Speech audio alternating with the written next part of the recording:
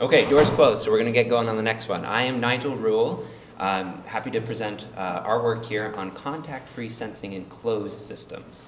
And that's a picture of my group. We have 4 graduate students. We've been open for about a year and a half, rotating group of wonderful undergrads. Okay? So today I want to share what we do and what I mean by closed systems. So a few examples of what we have done and where we make sensors are bandages. So these are wounds that are open and you want to sense what's going on within the bandage without having to take the bandage off. So this is in collaboration with Vet Med. Soil systems, also a place where you'd want to put sensors and not necessarily have electric leads coming in and out.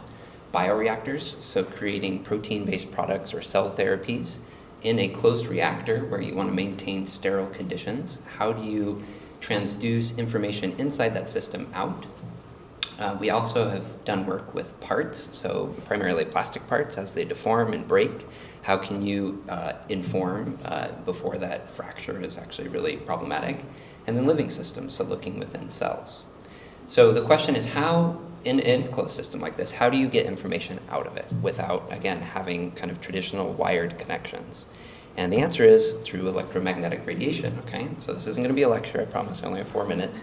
But if you look at the spectrum, 2 areas that we play with, I don't know if I have a laser here, 2 areas that we play with are here in the near infrared and then down here in the shortwave radio frequency. Those 2 spectrum are areas where you don't get a lot of scatter, so we can get data in and out of tissue, water-based systems, kind of messy, dirty systems, okay? So here it is. So the first one I'm going to talk about is the near infrared. So these are optical probes that are based on a nanoparticle, and I always love showing my research via claymation. So if you bear with me here, here's a carbon nanotube. If you shine a laser or a high-powered LED, it will fluoresce. When something binds to it, and we have a selective recognition, you get an increase or modulation fluorescence. And when something non-specifically binds, you don't get a modulation. So that's an example of where we're playing with light coming from these nanoparticles. One paper that just got published last week in ACS Analytical Chemistry is this, where we have nanotubes that are wrapped in a material, and what we're looking at is the activity of enzymes breaking down that material. And what it does is it breaks them down, causes these nanotubes to aggregate, and again, we're looking at a change in fluorescent signal as they aggregate.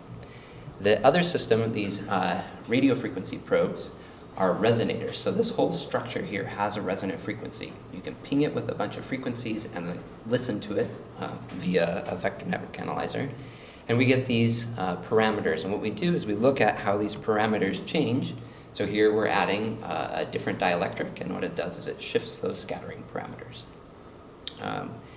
And so what we do is we can then take this top surface of the resonator and put different materials on it. So we can sense cells, we can sense proteins, we can sense changes in tissue properties.